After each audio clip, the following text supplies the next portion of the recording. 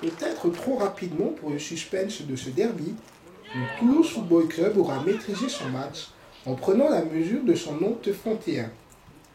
Et si les visiteurs montraient beaucoup d'application dans le premier quart d'heure, les Verts du néo-président Juarez se voyaient malheureusement cueillir à froid par une frappe d'Akpa Akpro contrée par un défenseur et prenant le but de Radji à contre-pied.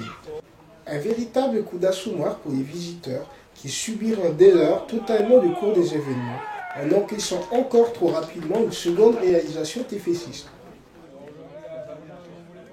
On a fait 10, 12, 13, 14 minutes de pas trop mal.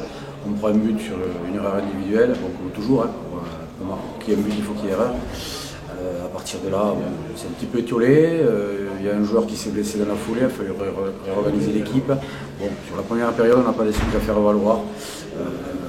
Il y a 2 ou 3 joueurs adverses qui nous ont posé des problèmes qu'on n'a pas réussi à solutionner, et souvent à la mi-temps c'est trop tard. La seconde période ne verra pas d'évolution de la marque, où le TFC gérait la rencontre en dépit de meilleures intentions fantéennes, lesquelles cependant restaient insuffisantes à la réduction du score.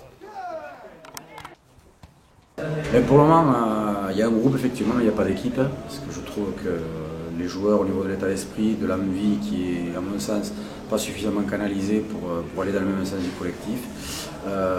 On n'est pas suffisamment guéri dans les impacts, dans les duels, pour pouvoir espérer grappiller des points petit à petit. Voilà, donc on va travailler là-dessus dès la reprise.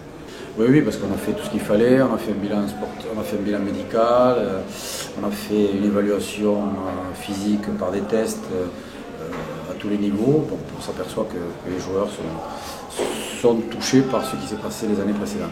Donc il faut repartir sur notre base en 2011 et évacuer, faire le deuil du passé. Mais d'essayer de trouver le bon médicament. Alors, comme souvent, on en essaye plusieurs.